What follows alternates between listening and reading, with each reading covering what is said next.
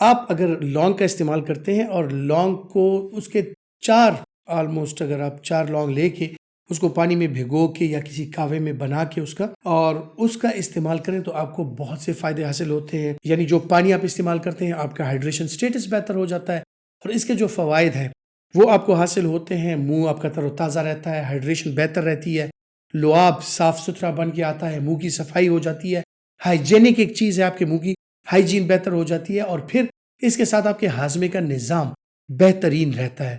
और फिर हाज़मे के साथ-साथ इसके जो इंग्रीडिएंट्स हैं कि जिनमें मुख्तलिफ़ किस्म के मिनरल्स और विटामिन्स पाए जाते हैं, तो वो यकीनी तौर पर as an antioxidant, anti inflammatory और एज़ अ पेन किलर वो काम करती हैं। तो आपकी बॉडी की थकावट जो है या मुख्तलिफ़ और इस किस्म की कमज़ोरियाँ जो हैं, उनका आप शिकार नहीं होते। आपका हार्मोनल बैलेंस जो है, वो बेहतर हो जाता है। तो ये छोटी-छोटी चीज़ें बज़ाहिर नज़र आने वाली, ये आपके लिए बहुत बड़े फ़ायदे रखती हैं अगर आप सही तरीके से उनका इस्तेमाल करें तो।